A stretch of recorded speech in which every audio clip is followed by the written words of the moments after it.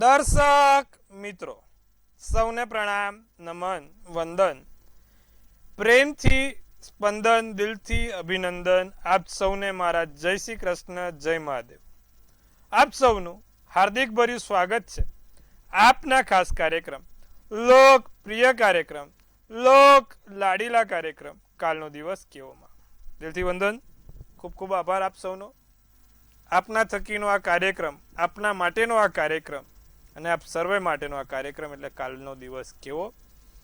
સર્વેને કંઈક જીવનમાં નવું કંઈક જાણવા મળે. આજે એક સરસ મુદ્દાની વાત કરું કે ભાઈ જ્યોતિષશાસ્ત્ર શું છે. જ્યોતિષશાસ્ત્ર એટલે કે તમને કંઈ એ જાદુઈ છડી નથી કે એ કંઈ તમને રાતોરાત અમીર, રાતોરાત તમારા કામ પ્રોબ્લેમ સોલ્વ ના કરે. એ દીવાદાંડી છે સાહેબ. હું બધાને કહું છું, બધા મને પૂછે જ્યોતિષશાસ્ત્ર શું. જ્યોતિષશાસ્ત્ર એ દીવાદાંડી છે. માણસ જ્યારે અંધારામાં હોય ને ત્યારે એને પ્રકાશ આપવાનું કામ જ્યોતિષશાસ્ત્ર કરે છે. તેનું સાચું માર્ગ અને કેવી આફતો આવવાની છે, એનાથી રોકવા શું કરવાનું છે, શું કરી શકાય જેથી રાહતો આપણને મળે, તે કામ જ્યોતિષશાસ્ત્ર કરે છે. જ્યોતિષશાસ્ત્રમાં તમારા લગ્ન, તમારી નોકરી, વેપાર ધંધો માથે દેવું થશે નહીં થાય, કોઈ પ્રકારનો લાભ મળશે નહીં મળે, સરકારી નોકરી, પ્રાઇવેટ નોકરી, ક્યાં જવું, શું કરવું, દીવાદંડીનું કામ કરે છે પ્રભુ. માર્ગદર્શન આપવાનું કામ કરે છે. સાચું માર્ગદર્શન એટલે જ્યોતિષશાસ્ત્ર. વાત કરીએ આજના આપણે કાર્યક્રમની. પંચાંગ જાણીશું, દિન વિશેષ, દિવસ રાતના ચોઘડિયા, 12 રાશિનું રાશિ ભવિષ્ય કેવો રહેશે કાલનો દિવસ 12 રાશિ માટે. સાથે જેનું જન્મ વર્ષ આવતીકાલે છે, ટેરોટના માધ્યમથી શું કહી રહી છે આપણી ડિયર એન્જલ્સ, જેનું જન્મ તારીખ આવતીકાલે છે, જન્મ વર્ષ આવતીકાલે છે. તો શરૂઆત કરીએ સર્વપ્રથમ પંચાંગથી. તારીખ 18/6/2026 ને કાલે વાર ગુરુવાર છે. તિથિ વિક્રમ સંવત 2082, જેઠ સુદ ચોથ, ચંદ્ર કર્ક રાશિમાં છે, પુષ્ય નક્ષત્ર, વ્યાઘાત યોગ છે, કરણ છે, વણિજ છે. પંચક કે વિછોડાની વાત કરીએ તો કે ભાઈ વિછોડો કે પંચક કાલે નથી. દિવસ ચોખ્ખો છે, સારો છે, નાના મોટા કામ કરવા છે, કોઈ સારું એવું કાર્ય કરવું છે, થઈ શકશે. જુઓ કાલે પ્રભુ, કાલે કર્ક રાશિમાં ચંદ્ર આવશે. ક્યારે? સવાર 10:06 પછી. એટલે ચંદ્ર કર્ક રાશિમાં આવે ને એટલે મેં ના કીધું શેર બજારમાં નાની મોટી ઉલટ પુલટ થાય. એટલે કાલે તમને 10:06 પછી ઉલટ પુલટ દેખાય, શુક્રવાર સુધી દેખાશે. એટલે ગુરુવાર અને શુક્રવાર 2 દિવસમાં શેર બજારમાં તમે નાના મોટા ચેન્જીસ જોઈ શકશો. વહેલી સવાર 5:53 કલાકનો સૂર્યોદય, સૂર્યાસ્ત સાંજે 7:27 કલાકનો, 9:09 ચંદ્રોદય, 10:42 ચંદ્રાસ્ત, 12:12 થી 1:07 અભિજીત મુહૂર્ત. હવે 12:12 થી 1:07 કોઈ પણ પ્રકારના નાના મોટા કામ કરવા છે, સારા કામ કરવા છે તો અભિજીત મુહૂર્તમાં કરો, સારું ફળ મળે. રાહુકાળ બપોર 2:22 થી 4:03 રહેશે. રાહુકાળમાં બને ત્યાં સુધી કોઈ શુભ કાર્ય ના કરવા. એકંદરે દિવસ કાલે સારો. ગુરુવાર, વિનાયકી ચોથ અને જેઠ માસ, એટલે કોઈ પણ પ્રકારના કામ કરવા માટે દિવસ સારો. તો હવે વાત કરીએ કાલના દિન વિશેષની. દિન વિશેષમાં શું છે? કાલે વિનાયકી ચોથ છે મિત્રો. વિનાયકી ચોથ એટલે ભગવાન ગણપતિને રાજી કરવા માટેનો શ્રેષ્ઠ દિવસ. કાલ ભગવાન ગણપતિનો સ્તોત્રમ કરો, ગણેશ સ્તોત્રમનો પાઠ કરો, ભગવાન ગણપતિને દુર્વા ચડાવો. કાલે ભગવાન ગણપતિને પ્રિય એવી દુર્વા, મોદકના લાડુ કાલે ચડાવવાથી લાભ થશે. ગણેશ સ્તોત્રમનો પાઠ કરજો, લાભ થશે. ઓમ ગણ ગણપતે નમઃ, ઓમ ગણ ગણપતે નમઃ, ઓમ ગણ ગણપતે નમઃના મંત્રનો જાપ કરવાથી લાભ થશે. આટલું કાલ અવશ્ય કરીશું, લાભ જોવાશે. તો આ વાત કરી આપણા ખાસ દિન વિશેષ. હવે વાત કરીશું 12 રાશિના રાશિ ભવિષ્ય. પહેલા દિવસ રાતના ચોઘડિયા શું કહી રહ્યા છે. બધાને એવું લાગે મહારાજ બોલે. મહારાજ કશું ના બોલે, મહારાજ રેડી. દિવસ રાતના ચોઘડિયા. પ્રથમ ચોઘડિયું શુભ 5:53 થી 7:35. બીજું લાભ ચોઘડિયું 12:39 થી 2:22. ત્રીજું અમૃત ચોઘડિયું 2:22 થી 4:03. પછી શુભ ચોઘડિયું 5:45 થી 7:26. જો પહેલું ચોઘડિયું શુભ છે, કોઈક નાના મોટા કામ કરવા છે, કશુંક વસ્તુ આપણે લાવી છે, ધારણ કરવી છે, તો આ પૂજા પાઠ વસ્તુ લાવવા માટે કોઈ પણ પ્રકારની, અથવા તો કોઈ મીટિંગ કરવી છે, કોઈ જગ્યાએ બુકિંગ કરાવવું છે, ક્યાંક એ કરાવવું છે, તો આ લાભ ચોકડિયું બહુ સારું રહેશે. એમાં પણ તમે જો અભિજીત મુહૂર્ત અને લાભ ચોકડિયું બંને આવે છે, અને કાલે ગુરુવાર અને વિનાયકી ચોથ છે, તો આ 12:39 થી 2:22 કોઈ પણ સારું કામ કરવું હોય તો છૂટ છે. પછી અમૃત છે અને પછી શુભ છે. રાત્રિનું ચોકડીઓની વાત કરીએ તો અમૃત ચોકડિયું 7:26 થી 8:45 છે. રાત્રે એક જ ચોકડિયું સારું છે, જે 7:26 થી 8:45 છે. કદાચ નોકરીમાં, વેપાર ધંધામાં સમય ના મળ્યો હોય તો રાતે કોઈ નાનું મોટું કામ કરવું તો ચોકડીમાં થઈ શકશે.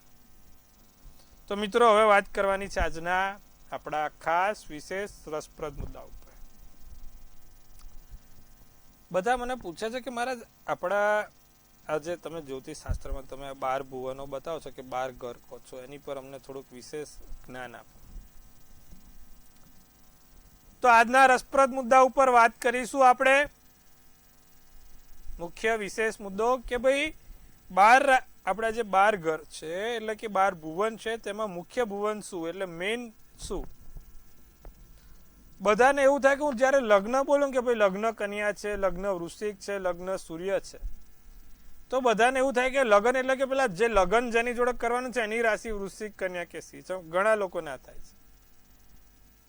પછી કે મહારાજ અમારે તો ઘરેથી તો તમે બોલ્યા વૃશ્ચિક લગ્ન, પણ અમારા ઘરેથી તો કન્યા લગ્ન વાળા છે, એટલે શું હવે વૃશ્ચિક લગ્ન વાળા મળશે? તો ભૂલી જજો, એવું કશું નહીં થાય.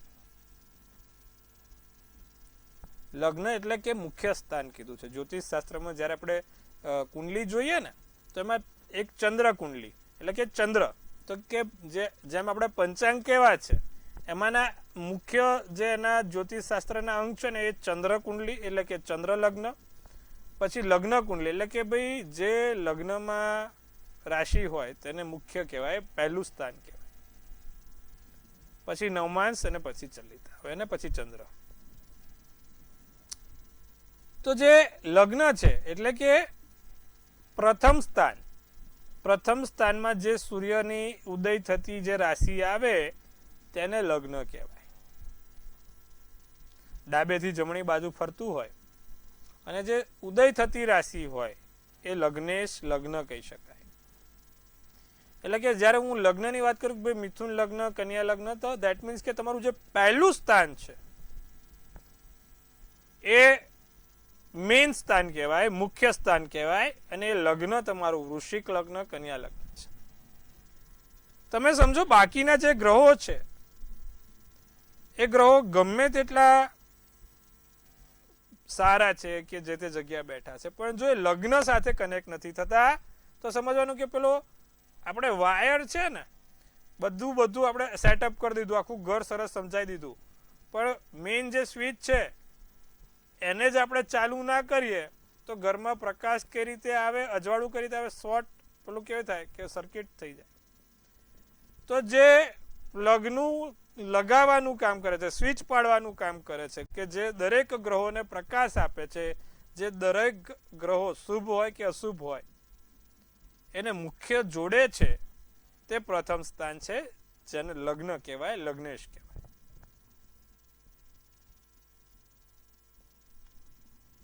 દરેક ગ્રહો છૂટા છવાયા છે, પણ જો એ પ્રથમ સ્થાનને કનેક્ટ થતા હોય તો કુંડલીમાં એનાથી મોટો રાજયોગ કોઈ નથી બનતો.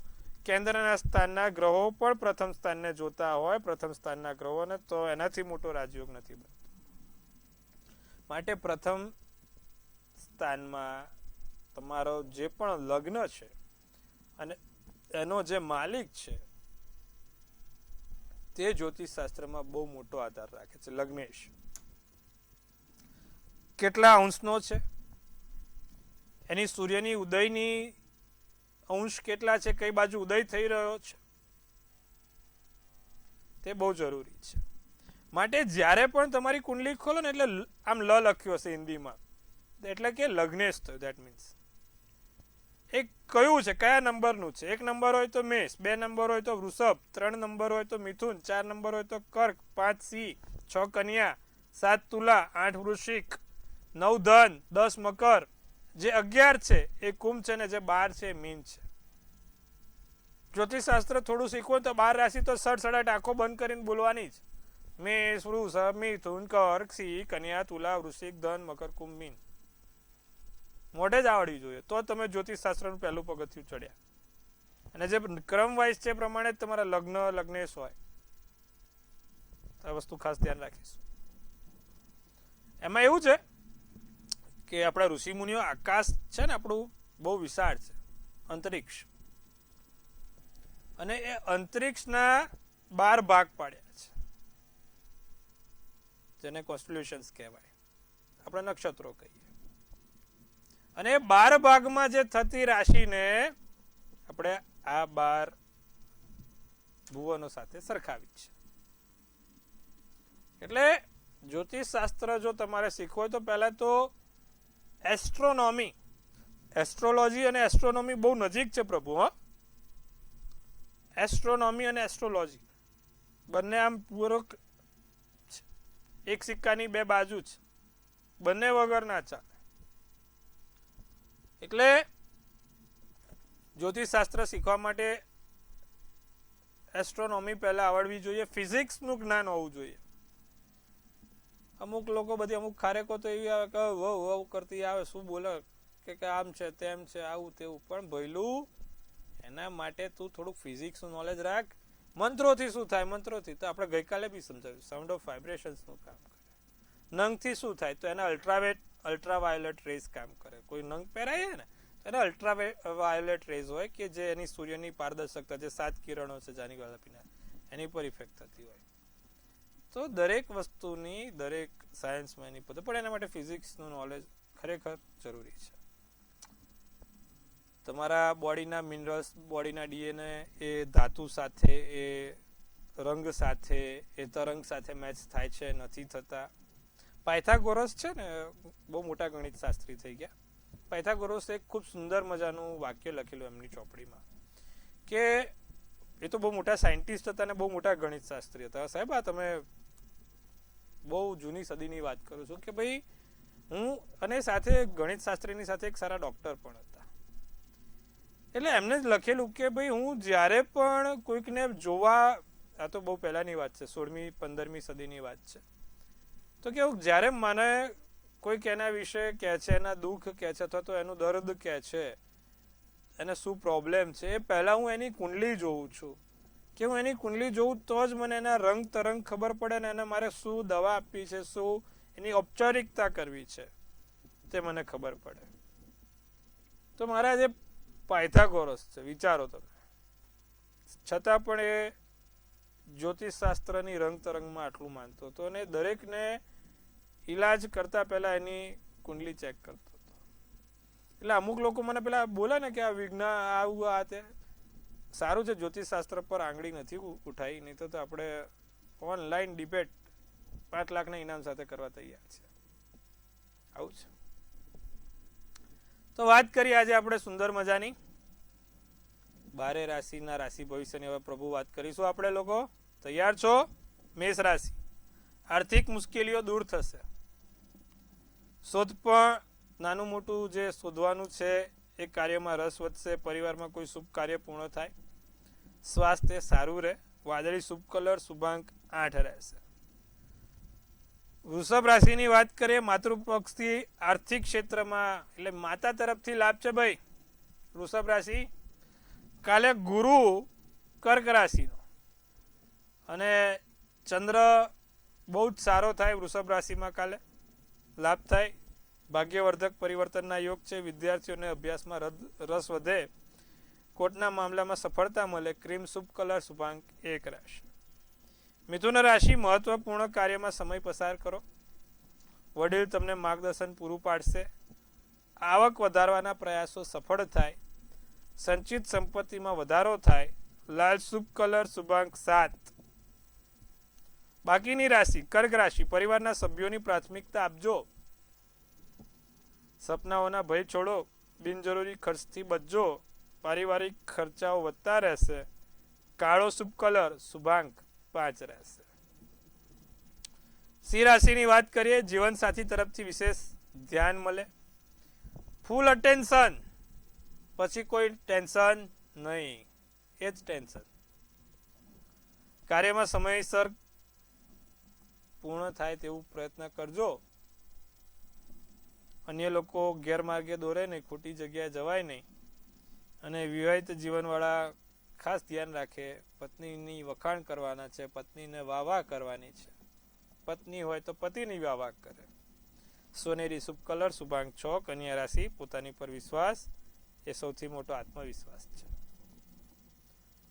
પહેલી જીત તમારો આત્મવિશ્વાસ છે કે ભાઈ હા હું આ કરી શકીશ. અમુક લોકો ત્યાં જ ફૂબડા થઈ જાય કે હારું આ થશે કે નહીં થાય. પણ જો પોતાની પર વિશ્વાસ છે તો તમે સમજો કે તમે 99 પગથિયા ચડી ગયા છો, એક જ પગથિયું ચડવાનું છે. પણ આપણે ધ્રુજરીએ ભાઈ હારું આ થશે કે નહીં થાય, કોઈ કે આપી દીધું કે આ કરવાનું છે તો કેમનું. આત્મવિશ્વાસ બહુ જરૂરી. લોકો પર વધુ વિશ્વાસઘાત બનશે. વૈવાહિક સુખમાં ઘટાડો ના થાય. પરિવારના સભ્યો વચ્ચે બિનજરૂરી મતભેદ ના થાય. પોપટી શુભ કલર શુભાંક 9 રહેશે. તો મિત્રો સુંદર મજાની વાત કરી. હવે આપણા ખાસ દર્શક મિત્રોને જોડીશું, તેમની સમસ્યાઓનો ઉકેલ લાવીશું. બોલો પ્રથમ કોલરને જોડીએ. હેલો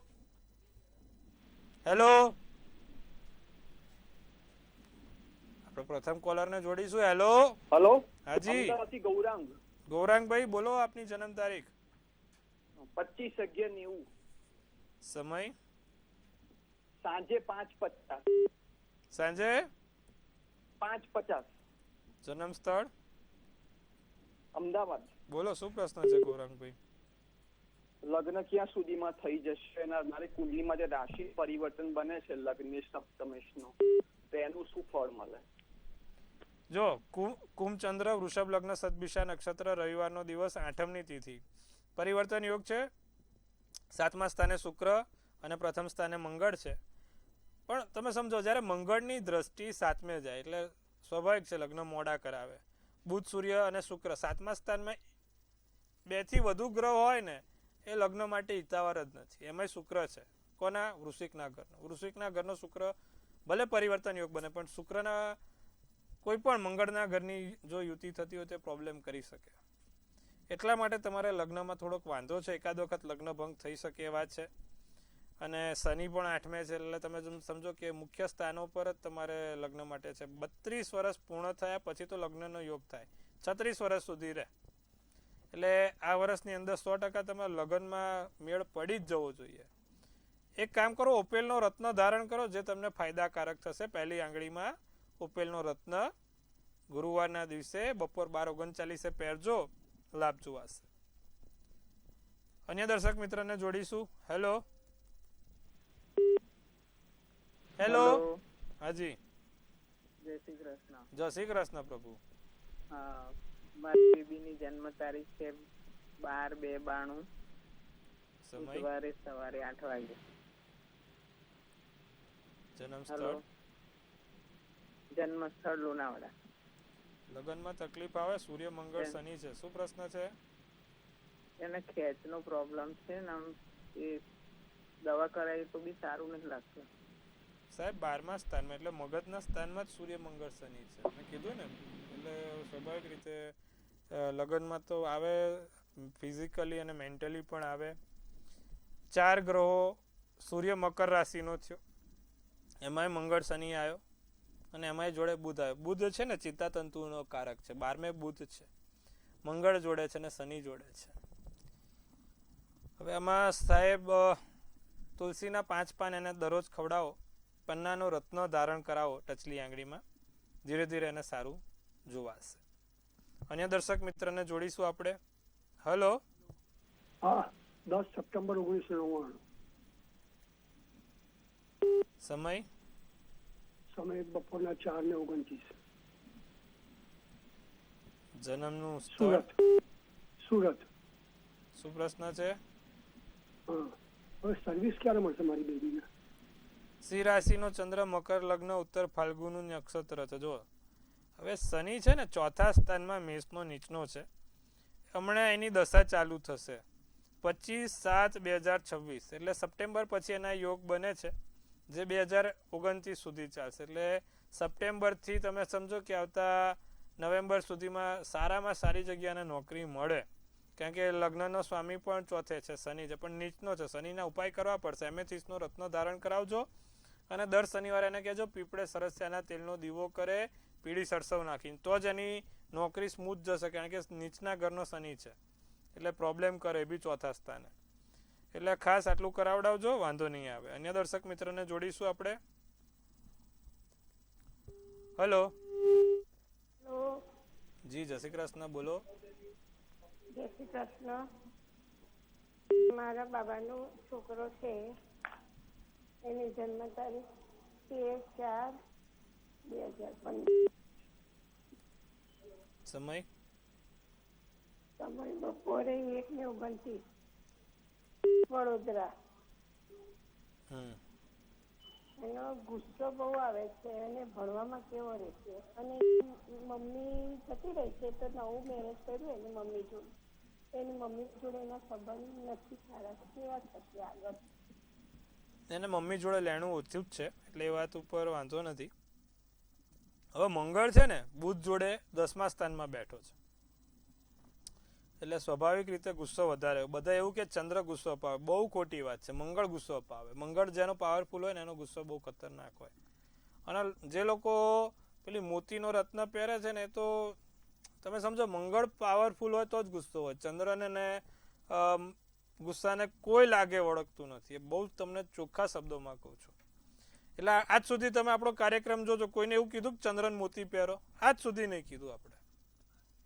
એટલે આ વસ્તુ છે સાહેબ. મંગળ ગુસ્સો અપાવે, મંગળને શાંત કરે, શું કરવાનું? તો એને એક મંગળનું યંત્ર રખાવડાવો, રોજ એના પર મંત્ર જાપ કરે, ઓમ ક્રાંગ ક્રીંગ ક્રોંગ સ ભોમાય નમઃ. લોકો મંગળનો નંગ બી પહેરે છે, બહુ ખોટી વસ્તુ છે. મંગળના નંગથી તો વધારે પડતો ગુસ્સો આવે. એટલે યંત્ર રખાવો, ઓમ ક્રાંગ ક્રીંગ ક્રોંગ સ ભોમાય નમઃના મંત્રનો જાપ કરે, સારું રહેશે, લાભ રહેશે બેન. ગુસ્સો ઓછો થશે. છોકરો ભણવામાં કોઈ તકલીફ નથી, બહુ સારું છે ભણવાનું એનું, અને નોલેજેબલ છે. છોકરો બહુ હોશિયાર થશે. થોડોક સમય આપો. વાત કરીશું બાકીની રાશિની. તુલા રાશિ, અણધાર્યા સ્થળોથી આમંત્રણ મળે, લાભ થાય, સહનશક્તિની મર્યાદાની કસોટી થાય, શ્વાસ સંબંધી નાની મોટી પરેશાની રહી શકે છે. સારા સમાચાર મળશે. રાતો શુભ કલર શુભાંક 6. વૃશ્ચિક રાશિની વાત કરીએ તો વ્યાપારમાં અનુકૂળ લાભ થાય. પ્રિય વસ્તુઓની, પ્રિય વ્યક્તિઓથી મુલાકાત થઈ શકે છે. સ્પર્ધાત્મક પરીક્ષામાં સફળતા મળે. બિનજરૂરી દલોલી દૂર કરજો. ભૂરો શુભ કલર શુભાંક 1. ધનરાશિ, કાયદાકીય બાબતોમાં આત્મવિશ્વાસમાં કમી આવે. માનસિક ત્રાસથી બચવું. મનમાં નિરાશા અને અસંતોષ રહે. શાંત રહો. ગુસ્સાથી બચો. લીલો શુભ કલર શુભાંક 2 રહેશે. છેલ્લી 3 રાશિ. મકર રાશિ, શત્રુઓ પરાસ્ત થાય. ક્ષમાવાન વ્યવહારથી લાભ રહેશે. નાણાંની લેવડ દેવડથી સાવધાની રાખજો. પૈસાની લેતી દેતી મકર રાશિવાળા બને એટલી કાલે ઓછી. મહત્વપૂર્ણ કામમાં સફળતા મળે. કેસરી શુભ કલર શુભાંક 9. કુંભ રાશિ, વેપાર ધંધામાં સારું એવી તક મળી શકે છે. કાર્યસ્થિતિમાં અનુકૂળ રહેવાશે. વિચારેલું કામ સમયસર પૂરું થશે. બોસ સાથે ખોટી દલીલ ના કરતા. રાતો શુભ કલર શુભાંક 2. મીન રાશિ, વિવિધ સ્થળોથી નાના મોટા લાભ થાય. નવા પરિચય આવે. અંગત બાબતો કોઈની જોડે શેર ના કરતા. શ્વાસની દ્રષ્ટિએ દિવસ સારો છે. બદામી શુભ કલર શુભાંક 9 છે. સુંદર મજાની વાત કરી 12 રાશિના રાશિ ભવિષ્યની. હવે જેનો જન્મદિવસ આવતીકાલે છે, શું કહી રહ્યું છે આવનારું નવું વર્ષ? સૌ પહેલાં તો મંતવ્ય ન્યૂઝ પરિવાર તરફથી આપ સૌને હાર્દિક શુભેચ્છા. તનથી તંદુરસ્ત, મનથી મલકાતા અને ધનથી છલકાતા રહો. સુંદર મજાનું ટેરોટ ઉપાડીએ આપણે. જસ્ટિસ કરીને ટેરોટ છે, બહુ સારું. મેજર હલકાના કાર્ડ કહેવાય. જસ્ટિસ સર્વ કરવાનું કાર્ડ છે. જે લોકોને ગવર્મેન્ટ જોબમાં, સિવિલ સર્વિસમાં આગળ વધવું છે, વર્ષ સારું, લાભદાયી, 100% કામ થઈ જાય. તમારા કોઈ કોર્ટ કેસ કચેરી ચાલે છે, પોલીસ ચાલે છે, 1001% વર્ષે પૂરું. જસ્ટિસ મળી જશે તમને, ન્યાય મળી જશે. શું કરવાથી લાભ થાય? ન્યાયનું કાર્ડ એટલે શનિનું કાર્ડ આવ્યું છે. દર શનિવારે પીપળે સરસિયાના તેલનો દીવો અને 7 લવિંગની માળા શનિ મહારાજને ચડાવજો, અથવા તો 7 લવિંગ શનિ મહારાજને ચડાવજો. આખું વર્ષ સારું જશે. બહુ સારું કાર્ડ છે. જસ્ટિસનું કાર્ડ છે. તમને ન્યાય મળવાવાળું કાર્ડ છે. જો તમારી જોડે અન્યાય થયો છે તો આ વર્ષે ચોક્કસથી લાભ થશે. નવા મોટા કામ થતા રહેશે. સુંદર મજાનું કાર્ડ, કોઈ ચિંતાવાળું નહીં. તો મિત્રો, સુંદર મજાની વાત કરી, સત્સંગ કર્યો. કાલે આવતીકાલે આપણે ફરીવાર આ જ ચેનલ ઉપર મંતવ્ય ન્યૂઝ, મનની વાત મંતવ્ય રૂપે. તમે મને મનની વાત કહો છો, એમ આપણી ચેનલ બધાને મનની વાત કહે છે. જોતા રહો. છેવાડાનો છેક માનવી સુધી અવાજ પહોંચાડતી હોય તો આપણી ચેનલ છે મંતવ્ય ન્યૂઝ. જોતા રહો. સાથે સારા કામ બી કરતી રહે.